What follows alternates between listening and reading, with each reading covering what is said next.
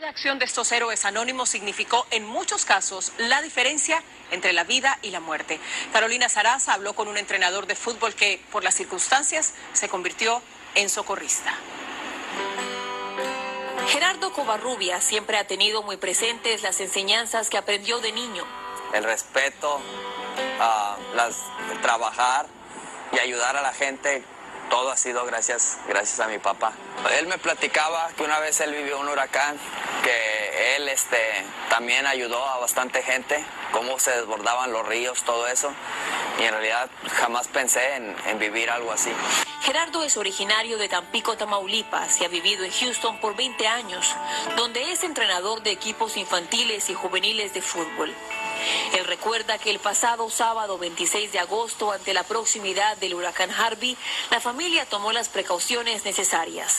Todo seguía tranquilo en mi casa, teníamos lo mismo de siempre, bien seguros a mis hijos, mi esposa y yo, las mascotas, pero conforme fue pasando la noche, empezó a llover más.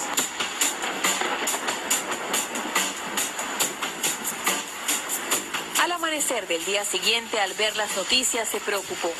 Zonas cercanas a su casa comenzaban a inundarse.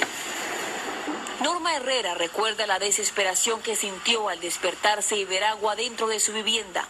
Yo me levanté a las 5 de la mañana el domingo y vi que el agua ya llegaba a la banqueta a mi casa y le hablé a mi niña, a mis hijos y le dije: preparen algo en una maleta, un cambio, ropa rápido. Fue cosa de un segundo así que se subió el agua. Norma es madre soltera de 6 hijos. 3 de ellos son menores de edad y viven con ella. Su instinto le indicó que debía buscar ayuda. Cuando yo salí de mi casa, el agua me llegaba a la cintura. Ya cuando llegamos a la segunda cuadra, el agua ya nos llegaba hasta acá. Por horas la familia caminó bajo la lluvia, temiendo lo peor. Ahí hubo un momento donde íbamos caminando y vi que ella ya no podía. Y yo nomás le pedí a Dios que los diera la fuerza para salir de ahí, porque sé que mi mamá está mal, tiene artritis, y yo lo que quería era sacarla de allí. Mientras tanto, en el oeste de Houston, Gerardo sabía que era uno de los afortunados. Pero sin embargo, no se quedaría de brazos cruzados. Fue entonces cuando empezó a llamar a sus amigos y se preocupó cuando muchos no le respondían. Horas más tarde recibió un mensaje de un amigo pidiéndole auxilio. Que él estaba en problemas, que a su casa se le estaba metiendo el agua. Sin tomar en cuenta el riesgo que esto implicaba, le hizo una promesa. Le dije que yo iba a ir por él, que yo iba a buscar la manera de ir por él, que me iba a movilizar y que se tranquilizara. Para ese entonces el río Gran Bayou se había desbordado, incomunicando sectores de la ciudad de Houston. Gerardo tenía todas las intenciones de rescatarlos, pero había un problema: no tenía bote. Fui con un amigo que tiene un bote, una lancha con motor, y fui con él y le dije que cómo estaba la situación, y me dijo: no, pues vamos a ayudar. Dice: yo también tengo gente allá. Cuando empezaron a navegar, fueron testigos de un panorama desolador. Ya de ver a la gente que está amarrada en sus casas, que están las casas hundidas, que no tienen otra puerta, esperanzados. Además no pasaba nadie, no pasaba la guardia costera, no policías, nadie. Solo éramos nosotros, mi amigo y yo, que estábamos sacando la gente. Todavía consternada por lo ocurrido, Norma recuerda los instantes de terror que vivió mientras sorteaba las aguas. Mi hijo, el de 17, no supe nada de él. No supe dónde quedó. Norma estaba desesperada. En mi mente pasaba lo peor. Pasaba de que el río lo había jalado. Es algo que yo creo que como una madre uno siente que le falta una parte de su cuerpo. Yo me hubiera querido morir con él, porque mi hermano es todo para mí. Hasta que en medio del caos apareció el hijo perdido, quien nadó por horas hasta volver a reunirse con su familia. Muy cerca de ahí, Gerardo y su compañero navegaban por el crecido río Greens Bayou en una lancha que solo tenía capacidad para 10 pasajeros. Su prioridad era rescatar al amigo y su familia. Mi amigo venía bien, pero su esposa venía mal. Se veía que ella venía mal. Una vez logrado su propósito inicial, no se detuvieron. Por 2 días estuvieron rescatando a la mayor cantidad de víctimas posible.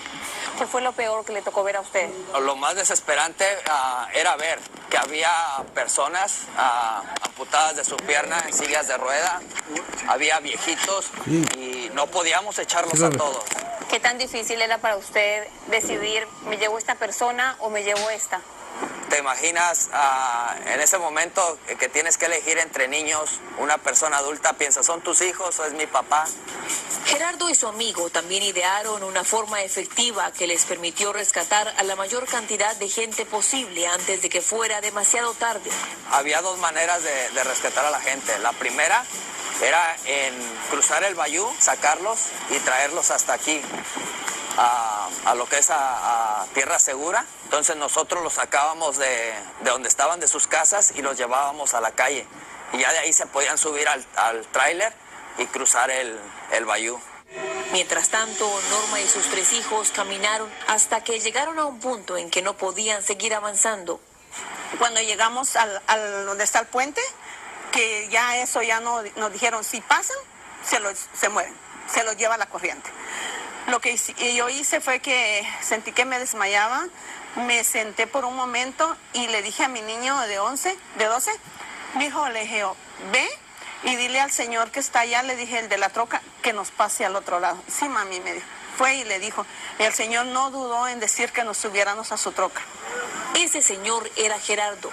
Cuando ella le fue a dar las gracias, para su sorpresa, descubrió que su hijo conocía al buen samaritano.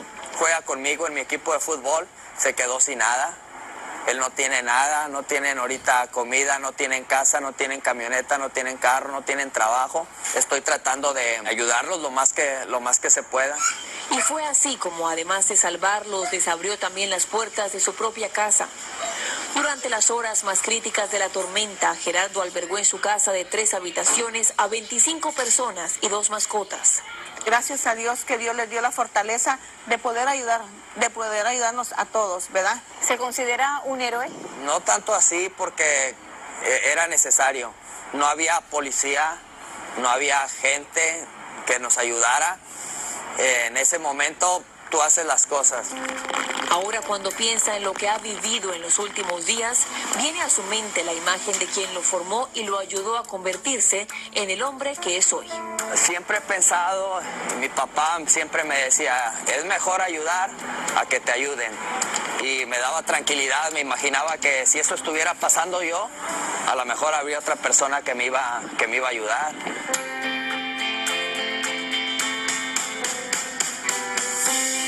Doña Norma y su familia siguen albergados en la casa del entrenador Gerardo Covarrubias aquí en la ciudad de Houston. Pero esta no es la primera vez que Gerardo arriesga su vida para ayudar a los demás.